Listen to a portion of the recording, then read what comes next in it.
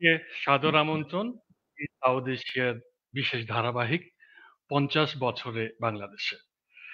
বাংলাদেশের স্বাধীনতার ৫০ বছর পূর্ণ হতে যাচ্ছে এবং এই উপলক্ষটিকে সামনে রেখেই আমরা চেষ্টা করছি আমাদের অনুষ্ঠানগুলোতে কিছু তরুণ, কিছু যুবককে আপনাদের সামনে নিয়ে আসতে যারা তাদের বাংলাদেশ ভাবনা তুলে ধরবে এবং তুলে ধরছে। আর একটা নৈরাশ্যের জায়গা অনেক সময় থেকে যায় যে হয়তো আমাদের বুদ্ধিবৃত্তিক বিকাশ ৫০ বছরে কেমন হয়েছে না হয়েছে। আমাদের আসলে এই অনুষ্ঠান সাজানোর ক্ষেত্রে এই একটা উদ্দেশ্যও কাজ করেছে যে আমরা অতিথি চয়নে এমন একজন তরুণ বা যুবককে নিয়ে আসতে চেষ্টা করছি যে যেখান থেকে আশা জাগা নিয়ে কিছু থাকছে। যেমন ইফতেখার মাহমুদ উনি একজন শিক্ষক। শিক্ষক মানে শিক্ষকতাকে ভালোবেসে শিক্ষক এবং ছাত্রছাত্রীদের সঙ্গে প্রাণের অনুরাগে এবং বন্ধনে যুক্ত থাকা একজন শিক্ষক। তিনি শেখেন, তিনি শেখান এবং সেদিন একটু কথা হচ্ছিল তখন বলছিলেন যে আমি সক্রেটিক মেথডে ওদের মাঝ থেকে ওদের ভেতরের যে সজ্ঞা, প্রজ্ঞা, জ্ঞান এগুলোকে নিয়ে আসার চেষ্টা করি। ওদের কাছ থেকে অনেক কিছু শিখি। আর ইফতেখার মাহমুদের আরেকটি পরিচয় উনি লেখক।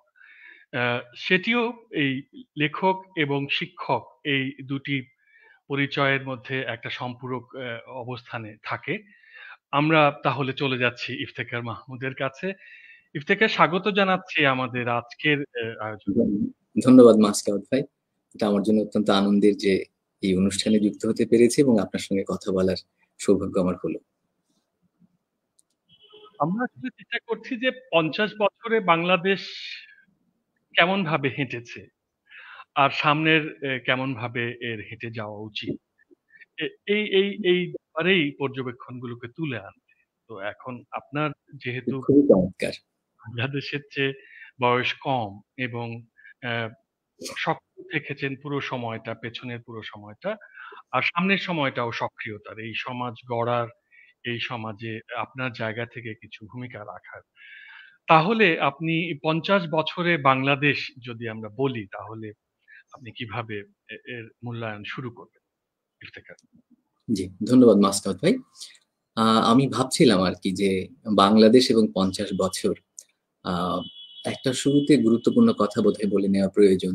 আমাদের আমি প্রথমত বাংলাদেশ বিশেষজ্ঞ নই। সম্ভবত আমরা কেউই বাংলাদেশ বিশেষজ্ঞ নই। এই অর্থে যে পুরো দেশটা বৈচিত্র্যময়, অনেক ছড়িয়ে থাকা, অনেক রকমের সাংস্কৃতিক চর্চা, অনেক ধরনের কর্মকাণ্ডে বিস্ময়কর রকমের এর বৈচিত্র্য, যে কারণে একজন দুজনের বাংলাদেশ সম্পর্কে সত্যিকার অর্থে বিশেষজ্ঞ হয়ে ওঠা খুব কঠিন এবং এটা সম্ভবত ওই ধারণা মনে রেখেই আমরা আমাদের কথা চালিয়ে যাব, যেখানে আমরা আমাদের আপাত মনোযোগ দিতে পারছি সম্ভবত যে এই দেশের মধ্যে আমি ৪০ বছরের মতো এখানে পার করলাম।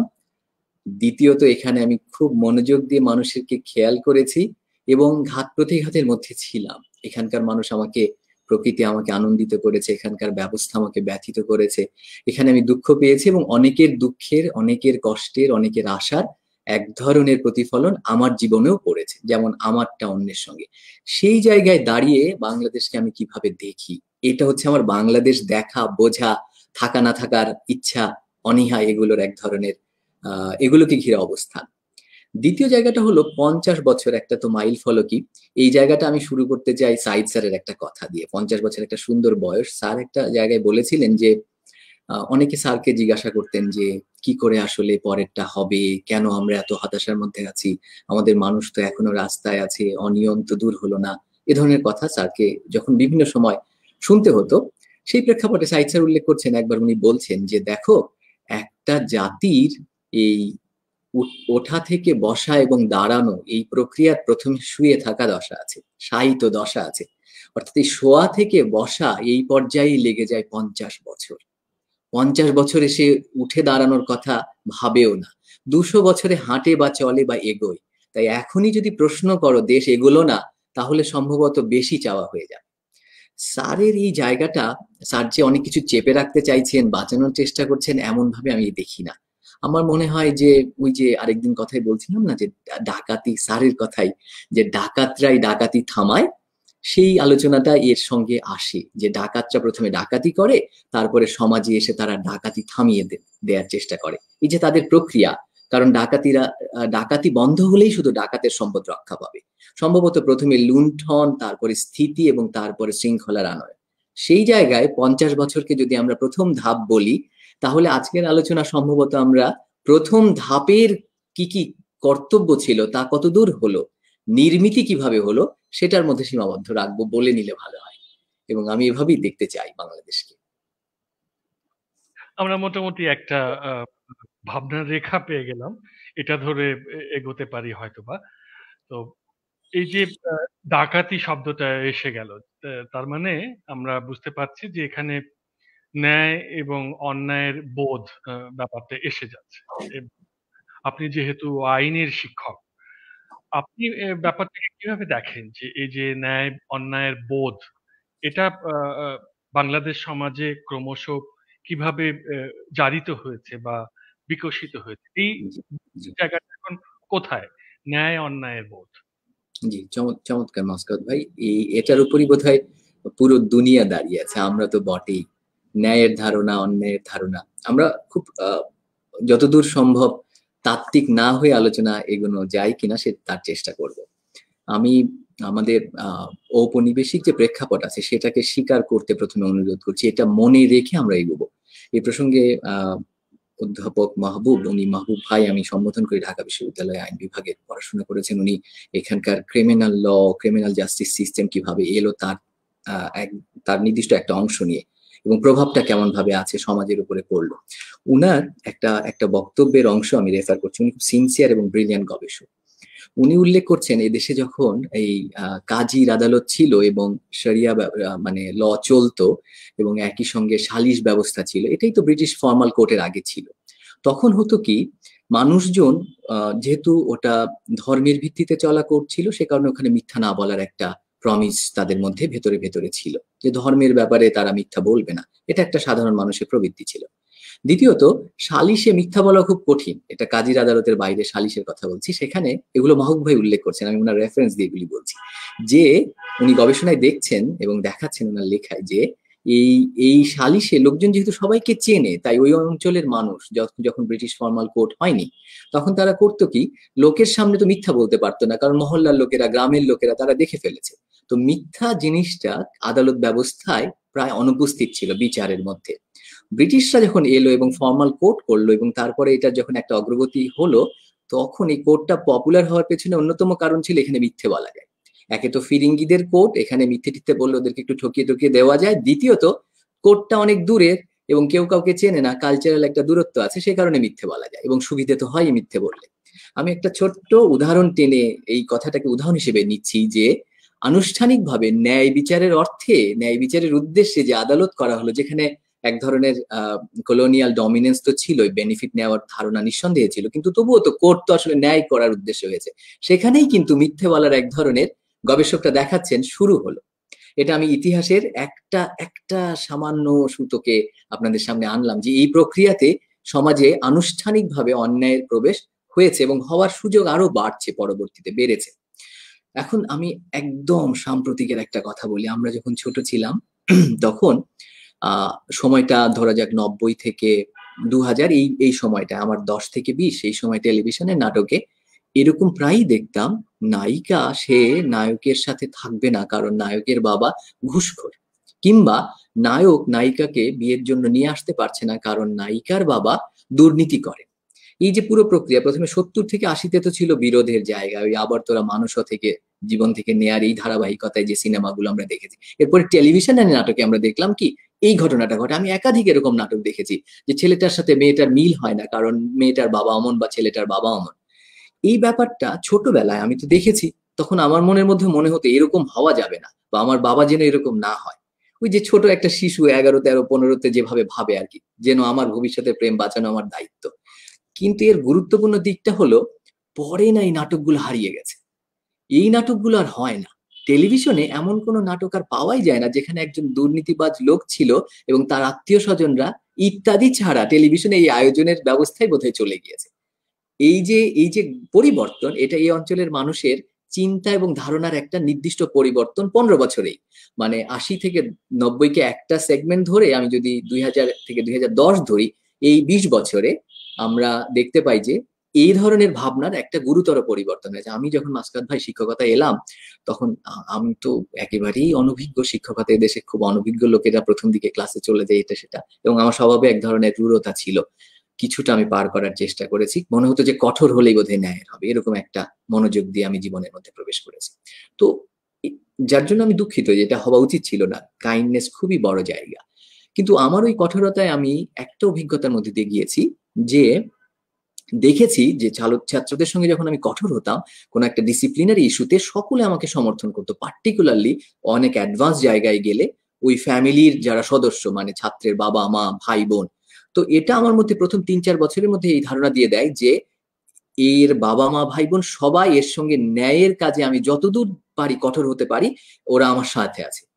কিন্তু আমি যখন বড় হতে থাকলাম আরো শিক্ষকতায় 5-7 বছর, যখন দেখলাম এসএসসি পরীক্ষার প্রশ্ন বাবারা ভাইয়েরা মায়েরা স্বজনরা শিক্ষকরা কিনে কিনে নিয়ে যাচ্ছে, তখন আমার মনে হলো যে আগে যারা নকল করতে গিয়ে নিজে নকল করতো কিন্তু ভাই নকলের স্কুলে পড়বে না, এমন উদাহরণ আমি দিতাম, যে যদিও নিজে নকল করে পাশ করেছে, তারাও চায়, সেই বাবা মা আত্মীয় স্বজনও চায় যেন সন্তান ন্যায়ের এবং ভালো স্কুলে পড়ে যেখানে নকল হয় না। এই উদাহরণটা আমি রূপক করতে ব্যবহার করতাম, যে ফ্যামিলি নিজে যেমন তার চেয়ে ন্যায়ের দিকে পরিবারের অন্যদের আনতে চায়। সেই বাস্তবতা যখন আমি পরের বাংলাদেশের সাথে মেলাই, ফর এক্সাম্পল লাস্ট 10 ইয়ার্সে এবং আরো 5 বছর যদি বলি, আমার মনে হয় যে এ কথা বলার সাহস এখনকার শিক্ষকদের বা উপলব্ধি এখনকার শিক্ষকদের কিছুটা কমেই এসেছে। তারা নিশ্চিত হয়ে আর বলতে পারবে না যে শুধু ছাত্রটাই পরীক্ষায় কথা বলতে চায় না, শুধু ছাত্রটাই যে কোনো ভাবে নম্বর পেতে চায় না, সম্ভবত পরিবারের লোকেরাও সমর্থন করে, সম্ভবত সমাজে মনে করে ভাই তুই একটা নম্বর পা, একটা যে কোনো ভাবে একটা সার্টিফিকেট নিয়ে আয়, তারপরে ওটা দিয়ে হবে। এমনকি মুক্তিযুদ্ধের সার্টিফিকেটের ক্ষেত্রেও, মুক্তিযোদ্ধা হিসেবে যে সনদ, সেটার ক্ষেত্রেও যে অবস্থা আমরা জেনেছি সংবাদপত্রের মাধ্যমে, সেটা আমাদেরকে ধারণা দেয় যে আমাদের পথ নিয়ে মাথা ব্যথা নেই, আমাদের পথ শেষে যে অর্জন সেটা হলেই হবে। এবং মাসকাত ভাই, এখানে আমি আরেকটু ছড়িয়ে আলোচনাটাকে নিতে চাই, যেহেতু এই আলোচনাটা রেকর্ডেড থাকবে এবং আমরা সবাই বারবার দেখতে পাবো।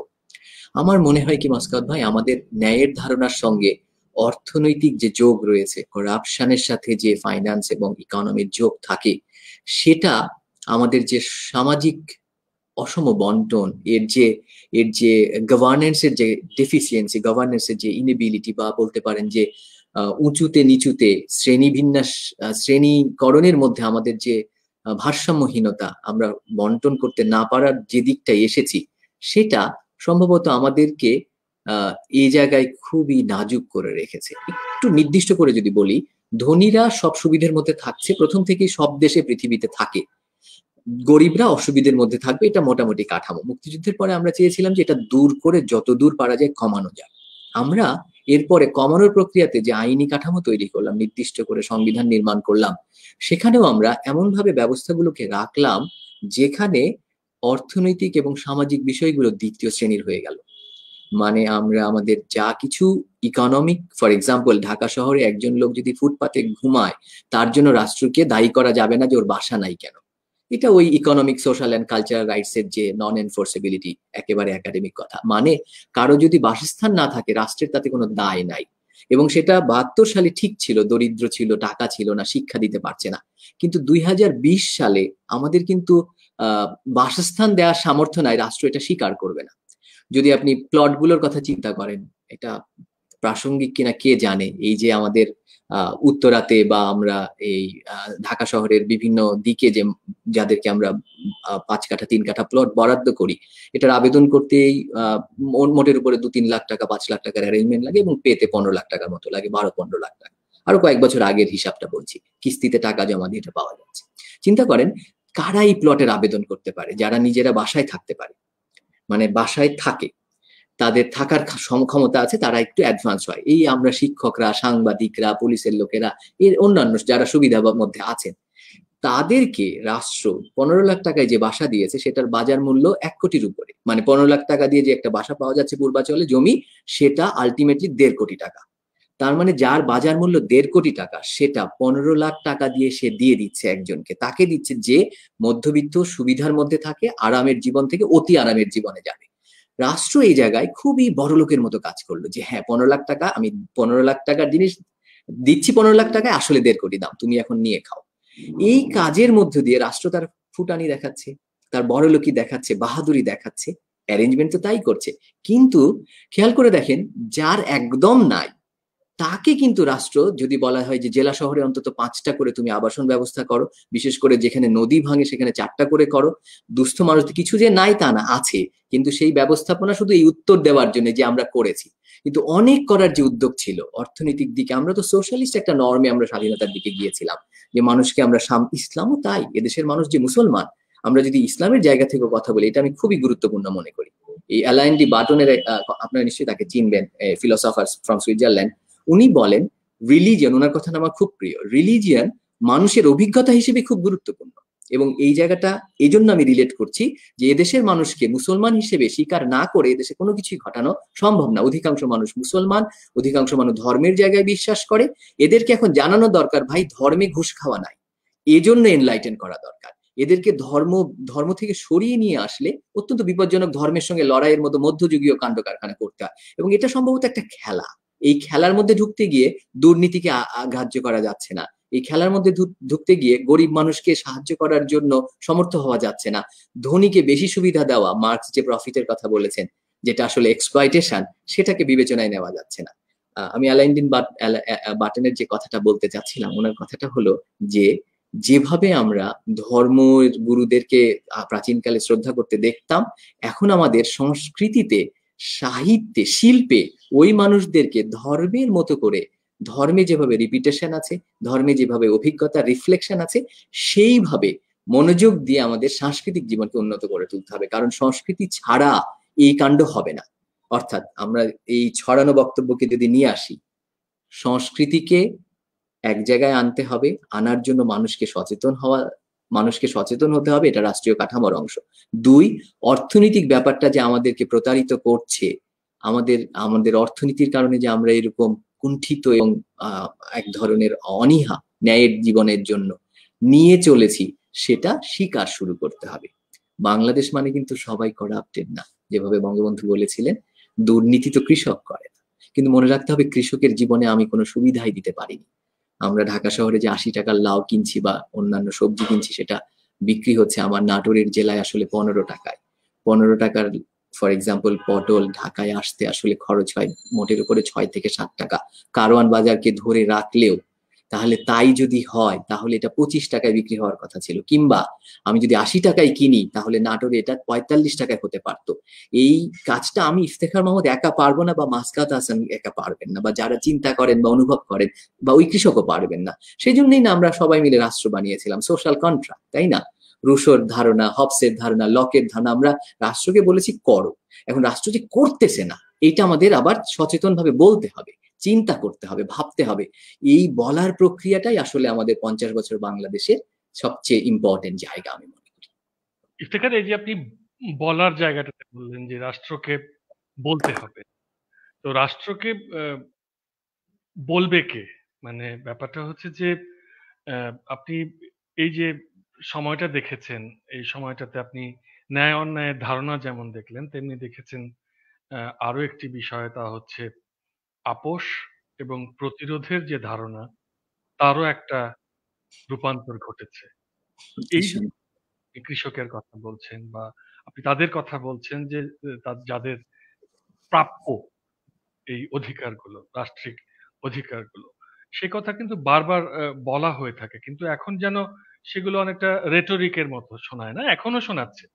আমরা যখন আলোচনা করছি, আমরা যখন ওই বাস্তবতার কথা বলছি যে কৃষকের কাছে পৌঁছাচ্ছে না এই লাভালাভ, এই কথাগুলো কেবলমাত্র কথা হয়েই থেকে যাচ্ছে। এগুলো কোনো কিন্তু শক্তিমত্তা তৈরি করতে পারছে না। কেননা এ এ এই জায়গাগুলোতে কেউ যে বলবে, সেই বলার জায়গাটিতে না থেকে বরং কিভাবে একটা প্লট নেয়া যাবে বা কিভাবে একটা পদক নেয়া যাবে, এই জায়গাগুলোতেই আগ্রহ তাদের, যাদেরকে অতীতে দেখা গিয়েছিল সেই যে ৭২ এর যে সংবিধান এসেছিল, বা সেই যে একটা বাংলাদেশের স্বপ্ন ছিল সামাজিক সুবিচারের এবং কল্যাণ রাষ্ট্র গড়ে তোলার, ওই জায়গাটিতে নিয়ে আসতে কিন্তু একটা বড় ধরনের বুদ্ধিবৃত্তিক অংশগ্রহণও ছিল। সেই যে একটা প্রতিরোধ এবং প্রতিবাদের জায়গা, আহ, সেইখান থেকে আপোষের জায়গাটা অনেক প্রশস্ত হয়েছে বলে মনে হয়। এই জায়গাটাকে আপনি কিভাবে ব্যাখ্যা জি, করবেন? মাসকাত ভাই, মানে যতই এটা রেটরিকের মতো শোনাক না কেন, প্রথম ধাপ হচ্ছে বলতে থাকা, অন্তত মনে মনে হলেও বলতে থাকা, যেটা ঠিক হচ্ছে না, বারবার বারবার উচ্চারণ করে। এটা হচ্ছে প্রথম কথা। স্বীকার করতে হবে যে আমার বয়স 70।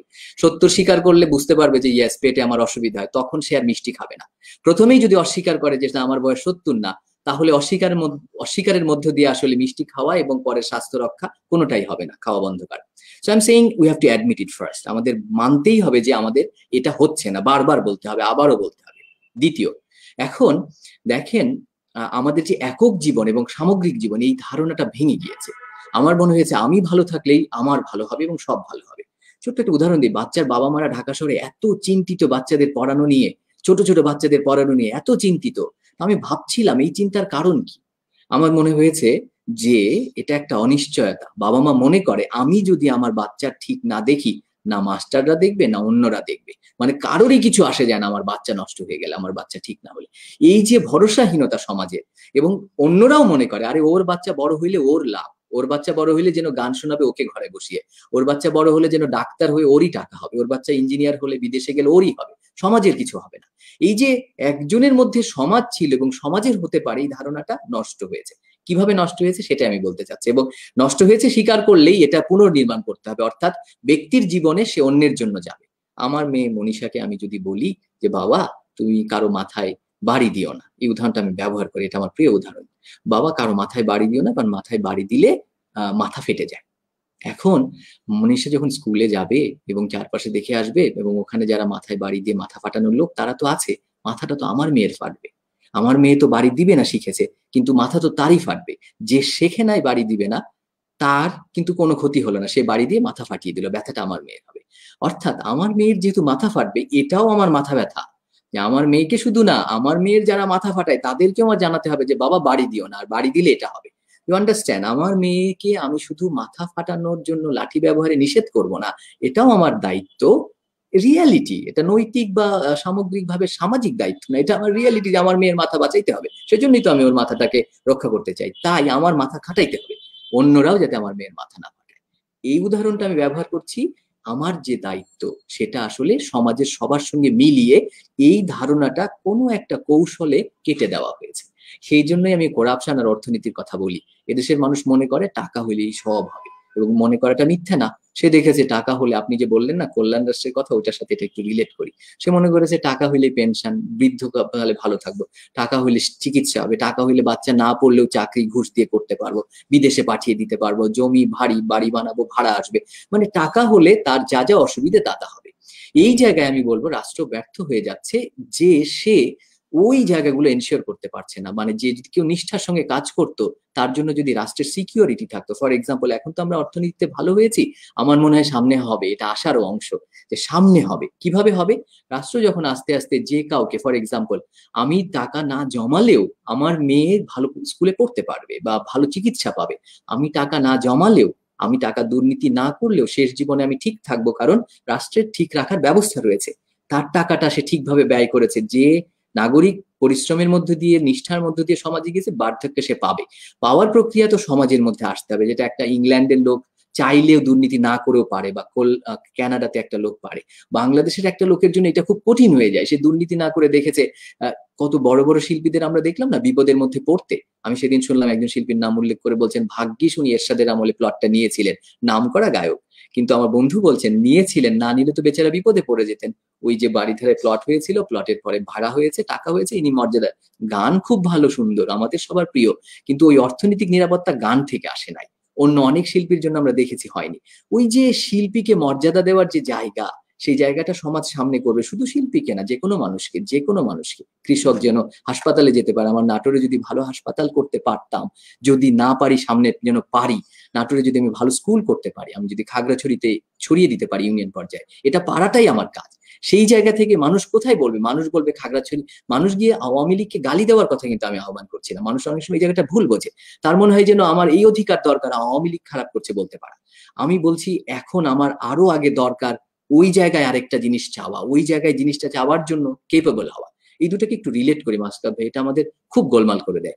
একের জীবন এবং সামগ্রিক জীবন, একের জীবনের মধ্যে সবাই মিশে আছে, এটুকু আমরা দাবি করলাম এবং এটা আমাদের প্রথম প্রস্তাবনা। দ্বিতীয় হলো, একের জীবন একা একা শহীদ হয়ে যাওয়ার না, একের জীবন সমগ্রের জন্য বুদ্ধি করে আয়োজন বাড়ানো। শুধু বাচ্চাকে ভালোবাসলেই হবে না মাসকাত ভাই, বাচ্চাকে ভালোবাসলো কিন্তু শরীর সুস্থ না, তাহলে কোলে করে নিয়ে কি হাঁটতে পারবে? কিছুক্ষণ পর বাচ্চাকে নামিয়ে দিবে না মা, কারণ হাতে ব্যথা হয়, বললে এত মোটা সোটা তুই কেন হয়েছিস, কেন আসতে চাইলি, রেগে যাবে। তার মানে মায়ের হাতের মাসল ঠিক হইতে হবে। আমার বক্তব্য হচ্ছে, বাবার যদি ফুসফুস ভালো না হয়, বাবার যদি কিডনির সমস্যা হয়, বাচ্চাকে ভালোবাসলেও তো ওই বাবা নিয়ে যেতে পারবে না ঢাকা শহরে বিশ্ববিদ্যালয়ে ভর্তির জন্য ফর্ম তুলতে, বা অন্য কাজে এগিয়ে দিতে পারবে না। বাবার ভালোবাসাই মূল কথা নয়, বাবার এবিলিটিও জরুরি। এটা ইন্ডিভিজুয়াল, মানে আমি ডিসিপ্লিনড হব, আমি যোগ্যতা বাড়াবো, আমি মোটরসাইকেল চালানো শিখলাম, নৌকা চালানো শিখলাম, আমি না শিখলে তো পিছনে বসে থাকবো বারবার। আমি এই যে ভাষা শিখবো, আমি ব্যক্তির উপরে চাপ প্রয়োগ করছি, কারণ ব্যক্তি যদি না হতো তাহলে রেনেসাস পর্যন্ত হতো না। ব্যক্তিকে এগিয়ে আসতে হয়, ব্যক্তি নিজেকে যোগ্য করবে। প্রথমত এই যোগ্য করায় আমরা খুবই আলস্য দেখিয়েছি, এটা আমাদের রাষ্ট্রের উপরে দায় চাপালে চলবে না। আমরা ঘুমিয়ে ঘুমিয়ে বিকেলে বিকেলে এখনো ওই আড্ডা দিয়ে চাষ চলে, পরিশ্রমের জায়গায় আমরা পিছিয়ে পড়া। ব্যক্তি যোগ্য হবে, যোগ্য হলে সে সমাজের সঙ্গে শনাক্ত করতে পারবে নিজের সম্পর্ক, এবং তখন সে দায়ী না করে পরিশ্রম করবে। এটা আমার একটা সরল কথা। তখনই যে বাধাগুলো আসবে, সেটা আমার আমার বাধা কে দেয়? আরে আওয়ামী লীগ কে? এই যে অন্য লোক নাকি? এটা তো আমরাই, আমাদের চাচা ফুপু খালামামারাই। বিএনপি কে? এটা আমাদের চাচা ফুপু না। কন্ট্রাক্টররা কে? কন্ট্রাক্টররা কি বিদেশ থেকে আসা কোনো লোক যাকে আমরা ছুঁইতে পারবো না? তারা আমাদের চোখের সামনে দিয়ে রাস্তা বানাচ্ছে না, আমরা মেনে নিয়েছি না যে আচ্ছা ঠিক আছে কম দিয়েই বানাও, কারণ তুমি তো কন্ট্রাক্টরই করছো। ওরও শান্তি যে আমি তো আসলে ঘুষ দিয়েছি, 2 নম্বরই করি ভাই, আমার করতে হবে। ওর আত্মীয় স্বজনরা আমাদের সঙ্গে নির্দ্বিধায় মেনে চলছে, আমাদের রাস্তা আমাদের কষ্ট হবে, আমাদের টাকা দিয়ে হচ্ছে, তাও আমরা মেনে নিচ্ছি। এইটা মাথায় গোলমালের জায়গা। এই মাথায় গোলমালের জন্য ছোটবেলা থেকে বড়বেলা একটা জেনারেশন আসতে হবে। আমি আশা করি মাসকাত ভাই, সামনে আমাদের এই যে আজকে আমরা দুজন কথা বলছি, আমার বাবারা এইভাবে কথা বলতে পারেননি মাসকাত ভাই, আপনার বড় ভাই বা আপনার আত্মীয়রা কথা বলতে পারেননি, এবং তাদের কথা ক্লাসে কেউ কেউ শুনেছে, আমাদের স্যাররা ভালো ছিলেন বটে, তো এখন আমাদের কথা সবাই শুনতে পাচ্ছে, আমিও সবার কথা শুনতে পাচ্ছি। এখনকার এই যে যোগাযোগ, এই যে বলা, এই যে চিন্তা করার জায়গা, এখানে যেমন হাহা লাইক দিয়ে মস্করা করার একটা জেনারেশন তৈরি হচ্ছে, এর বাইরেও দায়িত্বশীল যত্নশীল পরিশ্রমী একটা জেনারেশন তৈরি হচ্ছে। সাইদ স্যারের এই কথাটা দিয়ে অংশটা শেষ করি। সাইদ স্যার বলে যে অমুক জেলার মেয়েরা খারাপ, অমুক জেলার ছেলেরা খারাপ, এসব বলে না লোকেরা। সাইদ স্যার বলতেছে কি করে বলে জানো? এইরকম করে বলে যে প্রথমে একটা অমুক জেলার মেয়ের সাথে দেখা হয়েছে, দেখা পরে দেখেছে যে মেয়েটা তো মোটামুটি একটা রিলেশনশিপের পরে পালিয়ে টালিয়ে যায় এবং ঠকিয়ে দেয়। দ্বিতীয় আরেকটা ওই জেলার মেয়ের গল্প শুনেছে, সেও নাকি এরকম। তৃতীয় আরেকজনের কথা শুনেছে, সেও নাকি এরকম, বা একটা ছেলের গল্প, সেও নাকি এরকম। তখন সে সিদ্ধান্ত নেয়, আরে অমুক জেলার লোকেরা আসলেই খারাপ, এরা খুব ধান্দাবাজ, এরা খুব টাউট, এরা খুব লাভ দেনেওয়ালা, বা এরা খুব চতুর। এই সাইদ স্যার বলতেছেন গাধারা 1, 2, 3 পরে মনে করে 100, আরে 1, 2, 3 পরে 4, 5, 6, 7, 8, 9, 10 এরকম করে করে 100 আছে। অর্থাৎ একটা দুইটা তিনটা দেখে ফেললেই বাংলাদেশ দেখা হয়ে গেছে এবং জেনারেশন বোঝা হয়ে গেছে। নো, এখান থেকে হতাশা এবং আশার মোকাবেলা করতে হয়। আমি জানি যে এই কথা বলার মধ্যে এটাও একটা জায়গা।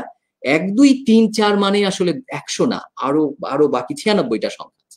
বাংলাদেশ মানেই আমরা যাদেরকে ফেসবুকে 2-4 জনকে নিকৃষ্ট কাজ করতে দেখছি ভিডিওর মাধ্যমে, বা সমাজের, ওটা সমাজ না, সমাজে বহু লোক বহু কাজ করছে, বিনি পয়সায় খাওয়ানোর কাজ করছে, হাসপাতালে রোগী নিয়ে যাচ্ছে। একটু যারা কাজ করছে তাদের সঙ্গে মেশে, তারা জানবে কত কাজ হচ্ছে। নাহলে এই যে 17 কোটি লোকের খাবারই জুটতো না, 17 কোটি লোক সুস্থভাবে বাসায় থাকতে পারতো না। আমার ঘরে তো আমি ভয় পাচ্ছি না আমাকে কেউ ধরে নিয়ে যাবে, বা অন্যরাও তো রাস্তার মধ্যে দাঁড়িয়ে থেকে ভয় পাচ্ছে না যে তাকে মাথার উপরে টপ বেড়ে বা গুলি করে নিয়ে মেরে ফেলবে, বা অনেক কিছু। দেখুন, কিছু আতঙ্ক, কিছু সতর্কতা, রাষ্ট্র কাঠামোর মধ্যে কিছু অনিয়ম এবং ভেজাল, এবং ক্ষমতার কাছাকাছি থাকা মানুষদের দম্ভের কারণে, বিভ্রান্তির কারণে, দমন নীতির কারণে সব সময় হবে। আমরা এই অঞ্চলের মানুষ বিরুদ্ধ মতকে সহ্য করতে পারিনি। নানা লেখা থেকে আমরা দেখতে পাচ্ছি, আমরা সব সময় বিরুদ্ধ মতকে অসহিষ্ণুভাবে দেখেছি, কিন্তু সেটা যা আগে করেছি তার চেয়ে এখন কমে আসছে। আমার বক্তব্য হলো কমে আসছে, কমে আসছে। রাষ্ট্র পরিচালনায় সরকারের সবসময় কিছু নীতি থাকে, আমার উদ্দেশ্য হলো সে সমস্ত নীতির প্রশংসা বা নিন্দা করা না, আমার জায়গা হলো খুঁজে বের করা মানুষ কেমন হলে সরকার, পুরো পুরো সরকার মানুষের মতো হবে। অ্যাবসলিউটলি।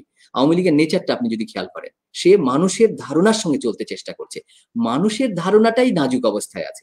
এবং আমার বিশ্বাস এটা সামরিক সরকারের সময়ে যে ধরনের কতগুলো পলিউশন হয়েছিল, পার্টিকুলারলি এডুকেশন পলিসিতে, হেলথ পলিসিতে, গভর্নেন্সে, সেটা বেগম খালেদা জিয়া 91 সালে কিংবা তারপরে শেখ হাসিনা 96 সালে কিছুতেই পারে নাই।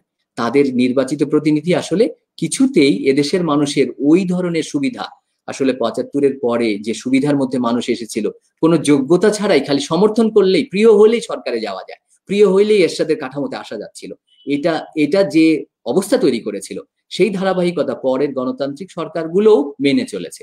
হুসেইন মোহাম্মদ এরশাদ আমাদের উপরে সবচেয়ে প্রভাব বিস্তারকারী, আমার মনে হয় কাঠামো প্রভাব বিস্তারকারী এলিমেন্ট। তার যে কর্মকাণ্ড, তার যে সুদূর প্রসারী সিদ্ধান্ত, ওই যে বলতো না সিএমএলএ, ক্যান্সেল মাই লাস্ট অ্যানাউন্সমেন্ট, সব বিষয়ে রাজি হয়ে যাওয়া, আপোষ উনি করে দিয়েছেন। সব বিষয়ে উনি আপোষের একটা পদ্ধতি আবিষ্কার করেছেন। দেখেন, এই যে ক্যাবিনেটে যারা আছেন অ্যাডভাইজার, তারা আসলে ক্যাবিনেট মেম্বার না, আমরা সংবিধান অনুযায়ী জানি adviser to the prime minister, তাই না? এই আবিষ্কারটা কিন্তু হুসেইন মোহাম্মদ এরশাদ, জিয়াউর রহমান ওই সময়, যে অ্যাডভাইজার মানে সুবিধা দিয়ে নেওয়া, তারা তো আসলে এমপিও না, মন্ত্রীও না, সংবিধানে তো তাদের জন্য কোনো জায়গা নাই। এবং আমার শিক্ষকের সাথে আমি আলোচনা করে জেনেছি যে আনুষ্ঠানিকভাবে তাদের শপথ নেওয়া সংবিধানেও নাই এবং শপথও নিতে হয় না। কিন্তু আমি 2013 সালের একটা রিপোর্টে দেখলাম, 13 সালের এই রিপোর্টটাতে বলছে যে ক্যাবিনেটে উপদেষ্টারা আসেন নাই ইলেকশনের আগে, সচিবালয়ে ক্যাবিনেটের মিটিং হবে, এবং আমি একটু পড়ার চেষ্টা করছিলাম, সেই জন্য এটা রেফার করতে পারলাম এভাবে, যে ক্যাবিনেট মিটিং এ অ্যাডভাইজাররা আসেন নাই। অথচ আপনি যদি সংবিধানে ভালো করে পড়েন, অ্যাডভাইজাররা মন্ত্রিসভার অংশ না, কিছুতেই না। আমরা তাদেরকে খুবই শ্রদ্ধা করি, তৌফিক এলাহি অনেক অবদান রেখেছেন মুক্তিযুদ্ধে। So is definitely all of them, I am suppose two appreciate there contribution to the country. এবং প্রাইম মিনিস্টারের অ্যাডভাইজার হিসেবে প্রাইম মিনিস্টার নিশ্চয়ই তাদের নিতেও পারেন, এবং এতে আমাদের কাঠামো নিশ্চয়ই সমৃদ্ধ হবে। বাট আমার পয়েন্ট হলো, সংবিধানে এই অ্যারেঞ্জমেন্টটা নাই, না থাকার পরে এইটা করা যাচ্ছে। সংবিধান যে কাঠামোর মধ্যে রাখতে চেয়েছে, সরকার সেই কাঠামোর উপর বাইরে গিয়েও চলতে পারে। এটা তো একটা ছোট্ট ঘটনা, যেটাকে আমি একটা নির্দিষ্ট ধারায় এসে বলতে পারলাম। তার মানে অনেক ধরনের এরকম কিছু আছে যেটা করা যাচ্ছে। এখন মানুষ সচেতন না হলে, আমি এটা দেখতে পেয়েছি। তো আমি যখন ছাত্র ছিলাম, আমার শিক্ষক তো আমাকে বলেননি, বা আমি অনেক পরে এটা বুঝতে শুরু করেছি যে এই কাঠামোটা কিভাবে এলো, বা আমার ধারণা অন্যরা আরো পাচ্ছেন। আস্তে আস্তে এইভাবে লেখার মধ্যে, কলার মধ্যে, বলার মধ্যে দিয়ে আসতে হবে যে আমরা সম্ভবত না জানলে, দেশে সব মানুষ না চাইলে তো হবেই না। আমাদের লতিফ সিদ্দিকীকে আমরা দেখলাম না, সব মানুষের জন্য চলে যেতে হয়েছিল, কিন্তু ওনার যোগ্যতা, গুণ, অবদান, সেই জায়গাগুলো কি আমরা অস্বীকার করতে পারি? কিন্তু সব মানুষ উল্টোটা চায়নি কেন, বা যারা এটা চাইতো তারা কেন সেটা বলেনি? আমি বলছি, সব মানুষ বলে কোনো ধারণা না থাকলেও অধিকাংশ মানুষের মত প্রকাশের জায়গায় তার মত যদি সে প্রকাশ না করে, সাংস্কৃতিকভাবে স্পষ্ট না হয়, তাইলে করবে না। না করে তাইলে সরকার তার ইচ্ছার বিরুদ্ধেই থাকবে, এবং তখন বসে বসে বলতে হবে সরকার খালি চাপ দেয়, সরকার মানে না, এবং তারপরে আসলে কিছুই হবে না। কাজ করতে হবে। কর্মী লোক আসলে আমার মনে হয় মাসকাত ভাই কমপ্লেন করে না। হ্যাঁ, কর্মী লোক কমপ্লেন করে না, তার অনেক কাজ বাকি আছে। সত্যি খুবই সুন্দর আশা জাগা নিয়ে কথাবার্তা। কর্মীরা তো অনেক পরিশ্রম করে, তাই না? বাংলাদেশের যে কর্মীরা, প্রবাসী কর্মীরা না, তাদের রেমিটেন্স নিয়ে আমাদের অনেক গর্ব।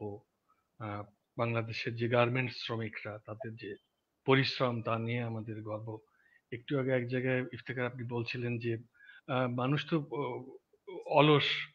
আমি জানি না অলস মানুষ বাংলাদেশে কোথায়। বাংলাদেশের মানুষ তো, তাই না, যেখানে যায় সেখানে হাড় ভাঙা পরিশ্রম করে, কিন্তু কখনো কখনো এই পরিশ্রমটা মিথ অফ সিসিফাসের মতো হয়ে যায়। মনে হয় যেন যেন একটা পাথরকে উপরে তুলে নিয়ে যাচ্ছে। এবং এই ক্ষেত্রে একটা ব্যাপার আমি একটু উল্লেখ না করে পারছি না, যেমন আব্দুল্লাহ আবু সাইদ কিন্তু আমার খুব প্রিয়, বা সিরাজ ইসলাম চৌধুরী স্যার, উনিও আমার খুব প্রিয়। এবং ওনারা খুব আশাবাদী মানুষ, হ্যাঁ। তো ওনারা খুব আশার আলো মেলে ধরতেন আমাদের সামনে। এবং মোটামুটি মাঝ বয়সে এসে যাওয়ার কারণে এই যে সিরিজটা, এখানেও কিন্তু আমি খুব একটু আশা জাগা নিয়ে কথাবার্তা শোনার চেষ্টা করছি। সেইখানে খুবই ভালো লাগছে আপনার কথাবার্তা শুনে। তো ওই যে মিথ অফ সিসিফাসের কথাটা বলছিলাম না, যে মানুষ এই যে রেমিটেন্স জমাচ্ছে আহ, দেশে, না, দেশের বৈদেশিক মুদ্রা রিজার্ভটা অনেক স্ফীত হচ্ছে। তারপরেও আমরা ঘুরে ফিরে মানুষেরই কেন কেন দোষ দিচ্ছি, যে হাড় ভাঙা পরিশ্রম করা মানুষ, তাদেরকে আমরা কেন দোষ দিচ্ছি? কেন মানুষের দোষ হচ্ছে একটি একটি সুশাসন না পাবার ক্ষেত্রে? আচ্ছা, প্রথমত হচ্ছে যে দুটো কথা শুনতে আপনি খুব সুন্দর জায়গা তুলেছেন। একবার বলছি মানুষ অনেক কাজ করলে ঠিক হবে, আবার অলসও বলে এসছি একটু আগে। কিন্তু কেন বললাম সেটা একটু ব্যাখ্যা করে যাই। এদেশের মানুষ যে কর্মী, দেখেন আপনার উদাহরণ দিতে গিয়ে তাদেরকেই বলতে হলো যারা আসলে নিরুপায় কর্মী। নিরুপায় কর্মী মানে তাকে ওটা করতেই হবে। তারা যে বিদেশে গিয়েছে, আমার আমার ছোটবেলার স্থানীয় বন্ধু স্বামী স্ত্রী দুজন মিলে লিবিয়ায় চলে গেছে, তাদের পরিবারে যে দুর্দশা হয়েছে, তাদের দুটো বাচ্চাকে রেখে চলে গিয়েছে। তো এটা খুব আনন্দের ঘটনা না। দেশের কল্যাণের জন্য কেউ স্বামী স্ত্রী মিলে লিবিয়ায় কাজ করতে চলে যায় না নিজের দুই বাচ্চাকে চাচাতো ভাইদের কাছে থাকতে দিয়ে, বা নিজের ভাইদের কাছে থাকতে দিয়ে। এই নিরুপায় দশাটা বহু মানুষের জন্য সত্য, গার্মেন্টসেও তাই। নিরুপায় লোকেরা যে কাজ করে সেটার অবদান স্বীকার করা এবং শ্রদ্ধা বজায় রাখা নিঃসন্দেহে কল্যাণমূলক, এবং আমরা করছি, আমি নিঃসন্দেহে শ্রদ্ধাশীল। কিন্তু যাদের উপায় আছে তারা অলস। একটা ক্লাসের ছাত্রদের মধ্যে কয়টা পরিশ্রমী ছাত্র আমরা পাই? আমাদের বন্ধুদের মধ্যে কয়টা বন্ধু পরিশ্রম করছে? কোন পরিশ্রম করছে? এখন এনজিওতে চাকরি শুরু করার পরে পরিশ্রম না, তার যোগ্যতা বাড়ানোর জন্য পরিশ্রম। যে নিরুপায় হয়ে করছে তাকে আমি অশ্রদ্ধা জানাচ্ছি না, আমাকে দয়া করে ভুল বুঝবেন না, কিন্তু যখন উপায় ছিল তখন কি তার পরিশ্রমকে সে নিয়েছে? কিছু কৃষক আছে, কিছু সিএনজি ওয়ালা আছে, কিছু শিক্ষক, বেশ কয়েকজন সাংবাদিক থাকবেন, নিশ্চয়ই লেখক আছেন, অনেকেই আছেন। কিন্তু সেই অনেকটা ওই পেশার 5% বা 10%। আমাদের কাছে গবেষণা নাই, কিন্তু আমরা মনে করি, আমরা কথা বলে জানতে পারি যে কঠোর পরিশ্রম করে ভাগ্য উন্নয়নে অবদান রাখে না। এটার অনেক কারণ আছে, এখানকার আবহাওয়া, খাদ্যাভ্যাস, এখানকার অসুবিধার ঝুঁকি কম, ইত্যাদি ইত্যাদি ইত্যাদি। কিন্তু আমি আলস্য মুক্তির জন্য যে প্রয়োজন পরিশ্রমের, সেটাকে ব্যক্ত করতে গিয়ে আসলে ওই জায়গাটা স্বীকার করার প্রয়োজনীয়তা অনুভব করেছি। এটা হচ্ছে আমার ওই কথাটা উল্লেখ করার বিশ্লেষণ, বা বলতে পারেন যে শানে নজুল জানানো। এখন আপনি যেই কথা বলছেন, আশা এবং মানুষের উপরে কেন চাপানো, আমি আশা ভেবেছি বারবার। হ্যাঁ, আমার ছোটবেলা থেকে আমার মনে হতো আশা সুন্দর শব্দ। হ্যাঁ, সাইদ স্যার তার দেয়ালে লেখা ছিল আশার সমান বড়। উনি একদিন, ও সময় আমার যাতায়াত ছিল, একদিন মানে হালকা চালে গল্পে বলছেন যে এটা বদলে আমি স্বপ্ন করে দিয়েছি। তো তখন আমি ওই মানুষটা স্বপ্নের সমান বড়, তো আশা বদলে কেন স্বপ্ন হলো, ঠিক ওই সময় স্যারের সাথে এই নিয়ে বেশি কথা হয়নি। তো আমার মনে হয়েছে আশা মানুষকে বোঝাতে খুব আহ আহ সহজ হয়, কিন্তু আশার ব্যর্থতাও খুব বেশি। আমি এই জায়গা থেকে আরেকটা শব্দকে নতুন করে চিন্তা করতে বা যুক্ত করতে অনুরোধ করবো, আমার জন্য এটা উপকার হয়েছে। সেটা হচ্ছে আশার চেয়ে সম্ভাবনা চিন্তা করা। যে বাংলাদেশ আশার চেয়ে সম্ভাবনার জায়গা কিনা। ইয়েস, সম্ভাবনার জায়গা। তরুণ বেশি, পরিশ্রমী, মানুষ ভালো চায়, বিবেকবোধ ভালো, মোটামুটি শান্তিপ্রিয়, সম্ভাবনার জায়গা। পড়াশোনায় ভালো, যে কোনো কাজ করতে লাগলে যারা করেছে, যেখানে করেছে পৃথিবীতে, তারা ভালো হয়েছে। অনেক কিছুতে তারা দারুণ, তার মানে সম্ভাবনা আছে এখনো তরুণদের মধ্যে। আমি ক্লাসরুমে, আমি যাদের সঙ্গে ক্লাসরুমে যাই মাসকাত ভাই, আমাকে মাঝে মাঝেই মোকাবেলা করতে হয় আমি কি পড়িয়ে আনন্দ পাই কিনা, আমার ছাত্ররা কি যথেষ্ট রেসপন্ড করতে পারে কিনা। I face it from the early days. এবং সব জায়গাতেই আমি একটা কথা বলেছি, এখনো আবার বলছি, আমার শিক্ষকতায় সবচেয়ে বড় প্রেরণা হলো ছাত্রদের আগ্রহ। আমি এমন কোনো কিছু এ পর্যন্ত শিখি নাই, জানি না, আমার জ্ঞানও কমে হতে পারে, সে কারণে এই জন্য হয়তো হতে পারে, সেটা কারণ হতে পারে। কিন্তু আমি এমন কিছু জানি না যেটা আমার ছাত্রদেরকে জানালে তারা বোঝে নাই। আমি এমন কোনো প্রসঙ্গ আনতে পারি নাই যে বিষয়ে আমার ছাত্ররা আগ্রহী হয় নাই। যা বলেছি, যা বলেছি সেই বিষয়ে তাদের যে আগ্রহ হয়েছে, সেটা আবার একবার গ্রিক নাটকের নাম এলো তো আমাকে গ্রিক নাটক সম্পর্কে পরের ক্লাসে আরো 2-4টা প্রশ্ন করেছে। আমি বলছি যে আগ্রহের জায়গা, সম্ভাবনার জায়গা সে পায় নাই আগে। ঠিক আছে, তার সামনে কেউ সফোক্লিস আনেনি ফর এক্সাম্পল, কিন্তু সে যখন এই নাটকের কথা শুনছে তখন সে আরো আছে কিনা, জ্যাক লন্ডন শোনার পরে এটা আসলে এরকম কেন, এই প্রশ্নটা করার জায়গায়, আগ্রহের জায়গায়, বা পড়ার একটা বিষয়, এটা কি এরকম, ওটা কি ওরকম, এটা কি এরকম না, এই যে আগ্রহ, আগ্রহী এবং অপেক্ষা করতে থাকে স্যার একটা কিছু বলবে। অনেক সময় যে সবকিছুর পিছনে প্রশ্ন করে আগ্রহ জানায় তাও না, সে জানায় তার ভঙ্গি, তার আচরণ, যে সে চাচ্ছে অনেক কিছু, আমি যদি অনেক কিছু দিতাম। এবার সে জীবন বদলাতে চায়, এতদিন সুযোগ পায়নি 17 বছর পর্যন্ত, এবার সে কষ্ট করে ঢাকা পর্যন্ত পৌঁছেছে, আমার ক্লাসরুম পর্যন্ত এসেছে, আমি কি নিয়ে আসছি তার জন্য সে অপেক্ষা করে। না আমি যদি অভিযোগ নিয়ে আসি, বাপরে বাপ তুমি কেন তৈরি হও নাই, আমার তো কাজ এটা না, আমি ফাউন্টেন অফ নলেজ না, তুমি রেডি হয়ে আসবে, বড় একটা গামলা নিয়ে আসো, তাহলে গামলায় থাকবে। ছেলেটা নিয়ে আসছে কাপ, আমার ওকে জানানো দরকার ভাই কাপ ছাড়াও জিনিসপত্র হয়, এই কাপে করে নেওয়ার জ্ঞানের জায়গা না, there are many ways to collect it. এই মেথডটা, এই পদ্ধতিটা, এই জায়গার সঙ্গে পরিচয় করিয়ে দেওয়াটা আমার মনে হয় প্রয়োজন। কিন্তু ওইটার সাথে আমি রিলেট করে বলছি এটাই যে সম্ভাবনা আছে, সম্ভাবনা আছে। এখন আসেন মানুষের উপরে কেন চাপ দিচ্ছি, দেশ তো মানুষ। হ্যাঁ, আমি ইন্ডিভিজুয়ালকে কষ্ট পেতে দিচ্ছি না, আপনি তো মানুষ, আমরা যদি বলি সমস্ত লেখকরা এটা করবে, আমরা যদি দাবি করি সাংবাদিকরা এটা করবে, we do not do this. না, আমরা এটা পাবো না, মানুষকেই করতে হয়। চার্চিল করেছে, ইংল্যান্ডের কাঠামোটা হয় না। তো এই যে মানুষকে করতে হবে, এটা সোজা একটা পথ, যে মানুষ প্রত্যেকের, যিনি কথা শুনছেন আজকে, তিনি কি করবেন, তার তার বেঞ্জামিন ফ্রাঙ্কলিনের জীবনটা কি, সেই জীবনের মধ্যে উনি যে অবদান, বা আমাদের আরো বড়, আমাদের মধ্যে যারা অবদান রেখেছেন, সেই আমরা তাদেরকে ট্যালেন্টেড হতে বলছি না যে ভাই তুমি ট্যালেন্টেড হয়ে যাও, আমরা বলছি তুমি তোমার খাওয়ার পরে থালটা ধো, পরিশ্রম করো, তোমার স্ত্রীর উপরে রেখো না চাপটা দিয়ে, তোমার পরিবারের স্ত্রীর মনটা ভালো হবে যে তার স্বামী থালটা ধোয়, তুমি যেই হও না কেন, তোমার কাজের মানুষ আইডিয়াটা থেকে মুক্ত হও। কাজের মানুষ এবং অকাজের মানুষ এটা একটা নিকৃষ্ট কথা, তোমরা সবাই কাজের মানুষ, এটা মানো। মাসকাত ভাই, আমি মেনেই বলছি, কথা বলতে পারার জন্য আমি একটা 18-20 বছরের চর্চার জীবন শেষে আজকে বলছি, এমনি বক্তব্য দিচ্ছি না। আমি আমার থালটা ধুচ্ছি 20 বছর ধরে, 18 বছর ধরে। আমি না শুধু, আমার মেয়েটাও ধুচ্ছে, ক্লাস 5-এ উঠে গিয়েছে। এই প্রক্রিয়াটা আমরা মহান, সেটা আমার উদ্দেশ্য না, আমাকে মাফ করবেন যদি এর মধ্যে গৌরব প্রকাশিত হয়। আমি বলতে চেষ্টা করছি কাজ নিজেকে করতে হবে। সিস্টেম তো আছে, লন্ড্রি করার লোক থাকবে, লন্ড্রিতে আমরা কাপড়ও দিব, কিন্তু তুমি নিজের কাজ করা শুরু করো। মানে ওই যে কলার চোচাটা, সাইদ স্যারের কথা বারবার আসছে, সাইদ স্যার বোধহয় মনটাই দখল করে নিয়েছে। স্যার বলছে এদেশের লোক পত্রিকায় চিঠি লিখবে, ডোবাটা পরিষ্কার করো। আমার বাড়ির পাশে ডোবা নষ্ট হয়ে গিয়েছে, প্রকাশ করে ইত্তেফাকে চিঠি যেত এক সময়, আমাদের এটা লাগবে, কিন্তু 5 জন মিলে নেমে গিয়ে ডোবাটা পরিষ্কার করবে না, এটা তো সেই করতে পারে।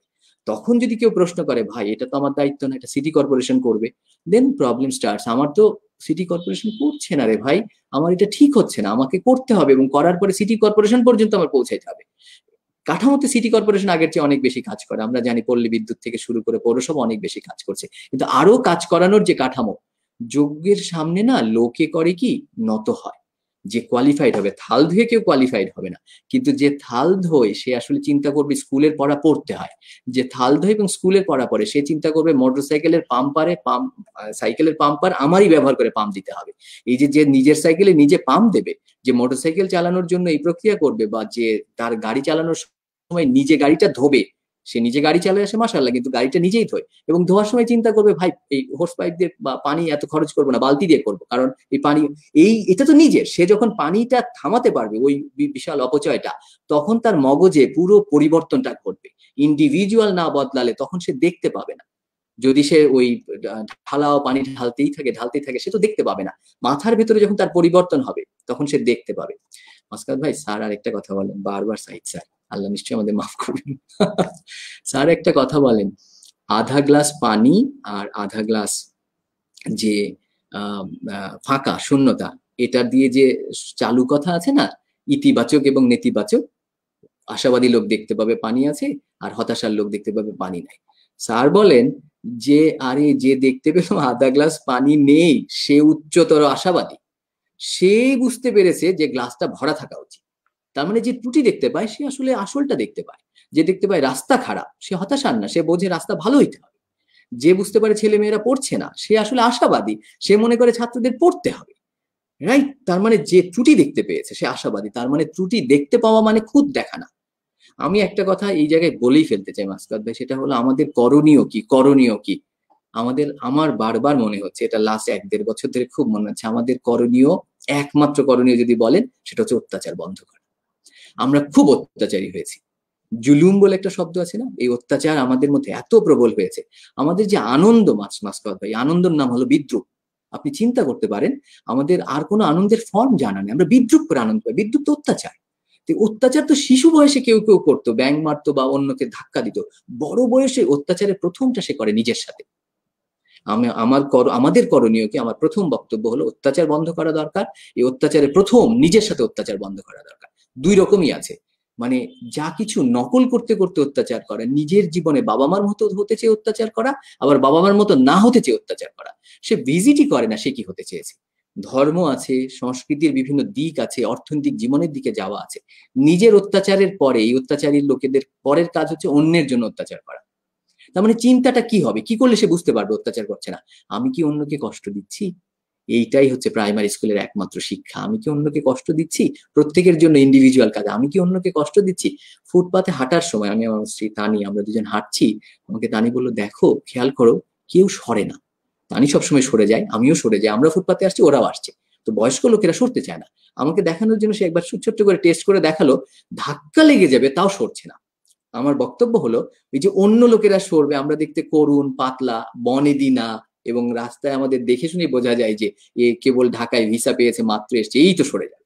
তো আমরা এই ধানমন্ডির ফুটপাতে হাঁটতে গিয়ে লেকের পাশের জায়গাটাতে, আমরা এখানে হাঁটি, আমাদের ও নেমে যায়, আমি খেয়াল করিনি, কিন্তু এই যে উনি নামছেন না, মানে উনি যে নামবেন না বা ওনারা যে নামবেন না, এটা উনি 50 বছর ধরে শিখেছেন। আমার বক্তব্য হলো, উনি শেষ, এখন আমি আছি, আমি ওনাকে নামাবো না, এই লড়াইয়ে না যাই। আমি নামছি, মাশাআল্লাহ, আমি খেয়ালই করি বা উনি খেয়াল করেছেন, আমরা দুজন মিলে নেমে যাচ্ছি, নামছি, কিন্তু কিন্তু আমি যে নামছি, আমি বলছি আমার মেয়েও যেন নামে, সবাই যেন আমরা নামতে থাকি। সবাই নামতে থাকলে, সরতে থাকলে, সম্ভবত সরার উদ্যোগ নিলে আমাদের ক্ল্যাশ কমে আসবে। একজন নেমে গেলে অন্যজন দাঁড়াবে, দুজন পার হয়ে যাবে, নানা পদ্ধতি আছে রাস্তার মাঝখানে, এই জন্যই তো ডিভাইডার দিয়েছি, যাতে আমরা দুজন দুই পাশে যাই এবং ধাক্কা না হয়। এই পদ্ধতিটা অত্যাচার থেকে সরা এবং আমার কি করণীয় এটা বুঝতে পারা, আমি কি করছি, তার ফলে অন্য লোকের কি অসুবিধা হচ্ছে, নিজের উপরে, অপরের উপরে, মানে নিকটজনের উপরে। আমার 3 নম্বর প্রসঙ্গ হলো, এই যাদের চিনি না তাদের উপরেও একটা অত্যাচার আমরা চালিয়ে যাই। চিনি না তাও ফেসবুকে এসে একটা টর্চার করে গেলাম, চিনি না তাও একটা মন্তব্য করলাম, অমুক নাকি অমুককে বিয়ে করেছে, এটা কিন্তু আমার জীবনের সাথে সম্পর্কিত না। তো অমুক যে অমুককে বিয়ে করেছে, কিংবা ধরা যাক অমুক গায়ক অমুক গায়িকাকে বিয়ে করেছে, ফর এক্সাম্পল, দুজন দু ধর্মের, এতে আমার নিজস্ব জীবনে কোনো অসুবিধা হচ্ছে না, এবং আমি ধর্ম রক্ষার দায়িত্বপ্রাপ্তও না, এবং আমরা সবাই স্বীকার করেছি মহান পরম করুণাময় আল্লাহ অসীম দয়ালু। তারপরও আল্লাহ যে দয়ালু হতে পারেন এবং তাদেরকে যে ক্ষমা করতে পারেন, এই জায়গায় আমার আল্লাহ আমার মতোই যেন নিকৃষ্ট হয়ে যেতে পারে, বা আমি মন থেকে বলছি যেন এটা হবে না, এরকম এক ধরনের বিপজ্জনক একটা জায়গায় এসছে। আমি বলতে চেষ্টা করছি যে এদেশের মানুষের জীবন উদার, এবং আমাদের ধর্মের মধ্যে, ধর্ম তো শান্তির, ধর্মের মধ্যে দিয়ে দেশের মানুষ জীবনযাপন করে, এটাকে আমি বিবেচনায় নিতে চেয়েছি সব সময়। এবং আমি বলতে চাই যে অত্যাচারের জায়গা থেকে যদি আমরা আমাদেরকে না সরাই, সবখানে নিষেধ, সংস্কৃতিতে নিষেধ, শিক্ষায় নিষেধ, অত্যাচার করা যাবে না, অত্যাচার করলে তো হবে না, এবং এই অত্যাচার থেকে মুক্ত যে হবে সেই প্রথম ক্ষমায় আসবে, তখন সে দাঁড়াতে পারবে। যে নিজেকে ক্ষমা করে না, সে একটা কাঠামোতে বিরুদ্ধে দাঁড়াতে পারবে, দরকার আছে। আপনি যে আপোষ আর, আমি সব জানি না মাসফাত ভাই, এবং আমার কথার সঙ্গে নিশ্চয়ই অনেকের মিলছে না, আমি সবার কাছে এইখানে বলে রাখতে চাই, আপনার সাথেও হয়তো মিলবে না, আমাদের উদ্দেশ্য মেলানো না। আমি বলতে চেষ্টা করছি, আমি এদেশের একজন সহমত সাধারণ, সহমত হতে চাই না আমরা সব ব্যাপারে। আমি আমি আমি ভিন্ন মত রাগেও হলেও একমত না। অসুবিধা নেই। হ্যাঁ, এদেশের মানুষের সাথে আমি বড় হতে হতে শিখেছি যে দেশটা অনেক রকমের। আমার বন্ধু একটা বই লিখেছে, পড়ছিলাম, উনি আমার চেয়ে অনেক ছোট, ওনার বইটার খুব সাধারণ নাম 64 জেলায় কি দেখেছি। এত সুন্দর বই বাংলায় আমি দীর্ঘদিন পড়িনি, নাম খুব সাধারণ, কিন্তু বই কি অসাধারণ। উনি সাইকেল নিয়ে বাংলাদেশের 64টা জেলা ঘুরে এসছেন, একটা জেলা থেকে একটা জেলায় এক পাতা করে করে পার করছেন। তো উনি ওই দক্ষিণের একটা জেলায় গিয়ে দেখছেন, ওনাকে খাবার দেওয়ার সময় ওই হোটেলের লোকটা পুরো বাটি নিয়ে এসে বলছে গামলা ভর্তি মাংসের মধ্যে কোনটা সে নেবে, মানে তার পছন্দেরটা নেবে। এ তো আমার জানা ছিল না, এদেশের লোক আবার এরকম ভাবে দেয়, হোটেলের লোক তো চালাকি করে এটা সেটা করে দিতে পারে, বা আরো অনেক ঘটনা আছে। আমি বলছি বাংলাদেশ আমার চেনা না, মানুষ আমার চেনা না, আমাদের কারোরই চেনা না, আসেন আমরা সবাই এটা স্বীকার করি, কারোরই চেনা না। সেজন্য আমরা ইন্ডিভিজুয়ালি গড়ে উঠবো, ইন্ডিভিজুয়ালি আমরা অত্যাচার থেকে মুক্ত হব, কিন্তু একই সঙ্গে যোগ্য হওয়ার পাশাপাশি সরকার রাষ্ট্রকে আমার বিরোধী পক্ষ, ওইটা ক্লাসিক্যাল, এই যে মিছিল করা, বিরোধী যাওয়া, নিন্দা করা, ইট ডাজন্ট ওয়ার্ক। আমাদের পরিবারে রেখেছে, এটা কাজ করছে না, সমাজে কাজ করছে না। সেই কারণ সরকারগুলো অনেক কৌশলী হয়েছে, সে না সবাইকে কৌশলে পক্ষে নিয়ে নিয়েছে। এই প্রতারণা থেকে বেরোনোর জন্য কৌশলেই সরকারকে মোকাবেলা করতে হবে।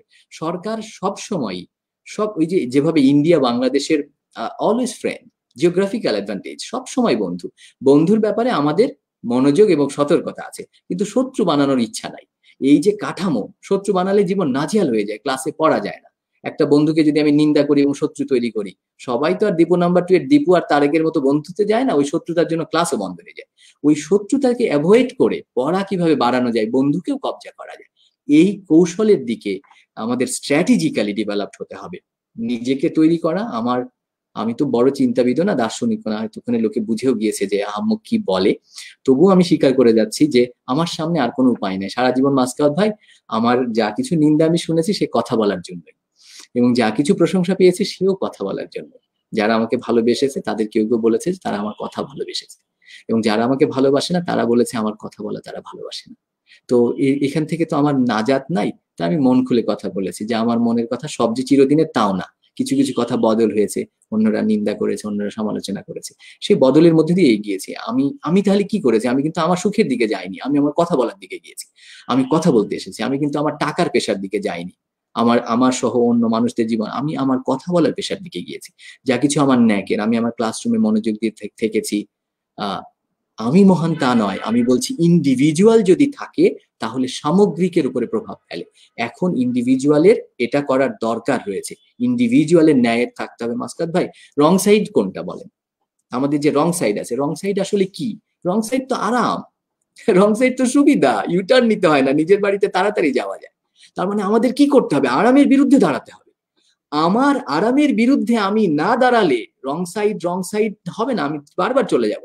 আমাকে প্রথমে বলতে হবে না আমি যাব না, আমাকে বলতে হবে না বিনি পয়সায় আমি নেব না। কি কারণে এই যে টেলিভিশনে বলে বেড়াচ্ছে যে ফুটানো পানি, ফুটানো পানি খাবো না।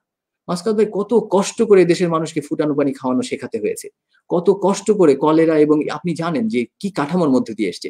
এখন একজনের এটা বিক্রি করতে হবে তাই ফুটানি পানি খাবো না, এই কথা আমাদের তো এখনো পানি নিরাপদ না। আমরা ফুটানো পানি খাবো না মানে ওদের যন্ত্র কিনতে থাকবো? এই যে এটা চলতে থাকতেছে, এটার বিরুদ্ধে যে আমার বলা কম, আমার দেশের মানুষ এর বিরুদ্ধে মনোযোগী হবে।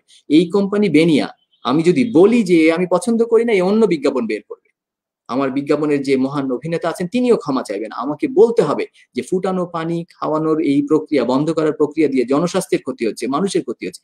এই বলার জন্য তো আমার আগে বুঝতে হবে, আমার আগে বুঝতে হবে, বোঝার জন্য আমি ক্যালিবার বাড়াতে বলছি। বুঝলে বলাও আসবে, কোনো না কোনো ভাবে আসবে। এটাই আমার বলা, যে অত্যাচার কমানোর জন্য নিজেকেই যোগ্য হয়ে উঠতে হবে। খুব সুন্দর। এবং এই যে নিজেকে যোগ্য হয়ে করে তোলার তো কোনো বিকল্প নেই, কিন্তু আমরা যেমন ব্যবস্থার দিকে যদি তাকাই, তাহলে যেমন ধরেন জাপান, না? জাপানে শিক্ষা ব্যবস্থার মধ্যে দিয়ে বাচ্চাদেরকে যেটা করানো হচ্ছে যে তারা স্কুলে ঢুকেই স্কুল ঘর পরিষ্কার করছে প্রত্যেকটা ছাত্রছাত্রী। তাহলে মানে প্রতিষ্ঠানের মধ্যে দিয়েই ব্যক্তিকে তৈরি করার যে একটা পদ্ধতি, সেটা তো সেখানে দেখা গেছে। এবং আরেকটা জিনিস নিঃসন্দেহে। হচ্ছে এবং আরেকটা ব্যাপার হচ্ছে যে জাপানে যেমন ওই যে সবাই মাটিতে বসে খায় বা মাটিতে ঘুমায়। ওই যে আপনি বলছিলেন না যে 50 বছর ধরে সুবিধা আছে যারা, তারা ওই যে মানে ফুটপাতে দাঁড়িয়ে আছে আর আপনাকে নেমে চলে যেতে হচ্ছে। কিন্তু জাপানে দেখা যাচ্ছে যে ওরকম মানে অনেক টাকা পয়সাওয়ালা লোকজন তারাও মানে মেঝেতে ঘুমায়। তো এই যে মানে আমি ওদের সংস্কৃতিটার কথা বলছি, যেটা কিন্তু একটা ব্যবস্থার মধ্যে দিয়ে গড়ে উঠেছে। এই যে আপনি যে ইন্ডিভিজুয়ালকে বলছেন যে গড়ে উঠতে হবে, তাকে একটা ব্যবস্থার মধ্যে দিয়ে গড়ে আমার তুলতে ভাই, হবে। এখান থেকে যদি আপনি আরেকটু আগান, এই ব্যবস্থাটা কে বানাবে? কেউ কি করে দেবে? ইন্ডিভিজুয়ালি করবে, তাই না? ইন্ডিভিজুয়ালকে করতে হবে, মহল্লায় করতে হবে, পাড়াতে করতে হবে, সকলের টিমে করতে হবে, বাড়িতে করতে হবে। এই প্রক্রিয়াটা উপর থেকে আসবে নাকি নিচ থেকে যাবে? এই এই তর্কটা আমরা জারি রাখতে পারি, আমার চিন্তার মধ্যে ভুলও থাকতে পারে, কিন্তু আমি সিদ্ধান্ত না নিলে আমার জীবন তো ফাও চলে যাবে। আমি যদি বলতে থাকি যে এটা স্কুল ভালো হবে তারপর আমার মেয়ে ভালো হবে, তো জীবনটা শেষ হয়ে যাবে না? আমার স্কুল ভালো না হইলেও আমার মেয়েকে পড়াইতে হবে, এবং স্কুল ভালো করার জন্য বারবার বারবার তদবির তদবির চালিয়ে যেতে হবে, মতামত দিতে থাকতে হবে। মানে স্কুলের লোক বলবে ভাই তুমি দোকানদার মানুষ, তুমি স্কুলের পড়ানো কি বোঝো? তখন আমার জানাইতে হবে দেখো স্কুলের পড়ানোর জন্য অস্ট্রেলিয়ার আমি এই নিয়মটা শিখে আসছি, এ দেখো অস্ট্রেলিয়া এইভাবে পড়ায়, মন্তেশ্বরী পদ্ধতি হচ্ছে এই, বা দেখো প্রাচীন ভারতে এইভাবে পড়াতে হতো, জাপানে বাচ্চাদের এইভাবে পড়ায় এবং ওরা বড় জাতি হয়েছে। এইটুকু না হইলে স্কুলের সঙ্গে লড়াই তো আমি পারবো না। এখন আমি দোকানদারি করলেও কি এত জ্ঞান আমার হবে? হবে না। কিন্তু বিদ্যাসাগরকে মনে রাখতে হবে, বেগম রোকেয়াকে মনে রাখতে হবে। এই লড়াইয়ে আমার এই যোগ্যতা না হইলে আমি স্কুলের মাস্টারকে বুঝাইতে পারবো না, আমার মেয়ে স্কুলে গিয়ে বুঝাইতে পারবো না। এটা হয়েছে এই যে আমি যদি দুঃখিত হই এবং আমি যদি চাই, তাহলে আমাকে যোগ্য হতে হবে, এটা হচ্ছে কথা। আমরা সবাইকে তো বলতেছি না আমি যে সবাই রান্না করো, সবাই এটা পারো, সবাই স্কুলে বিশেষজ্ঞ হও, হবে না। কিন্তু আমি হয়তো দোকান নিয়ে যোগ্য না, তখন আমার বন্ধুকে যেন আমি পাই, মানে একটা লোক যেন আমার এন্ডে থাকে যে যোগ্য। যোগ্য হইলে আস্তে আস্তে আমি কাঠামো বদল করতে পারবো। আর জাপানের মানুষের জীবন দারুণ নিঃসন্দেহে মাসকাত ভাই। আবার ওদের তো নিদারুণ পরিণতিও আছে বহু বিষয়ে। জাপান অনেক কুটিল কর্মকাণ্ড করেছে এবং করছে। আমার দেশে যে যানবাহন হয়েছে, আমি জানি না এই ব্যাপারটা যথার্থ কিনা এই প্রোগ্রামে বলা, কিন্তু জাপানের গাড়ি না কিনলে তো আমার এখানে রিকন্ডিশন গাড়ির বাজার তৈরি রাখা যাবে না। তো জাপান আমাকে রেল করতে দেয় না, তার গাড়ি বিক্রির জন্য আমাকে লোন দেয়, আমি যেন তার গাড়ি কিনি। আমার দেশে গাড়ি কেনার জন্য সরকার ইচ্ছা করলেও চাইলেও পারবে না পলিসি করতে। মানে এটা এই সরকারের দোষ না যে সে আসলে ঢাকার মধ্যে অনেকগুলো অন্য ট্রান্সপোর্ট করলো না। তাকে গাড়ির রাস্তা রাখতেই হবে, কারণ বাংলাদেশকে গাড়ি কিনতেই হবে, কারণ জাপান গাড়ি বিক্রি করবে। এই যে জাপান আমার কাছে গাড়ি বিক্রি করবে এবং সে ওই যে স্টুডেন্ট ভিসায় নিয়ে যাচ্ছে, নিয়ে গিয়ে আবার রাখছে, ওর যেহেতু কর্মী আমদানি করার সুযোগ নাই, সে কয়েকটা দেশ থেকে স্টুডেন্ট ভিসায় নিয়ে যায়, জাপানি ভাষা শেখায়, আবার রাখে।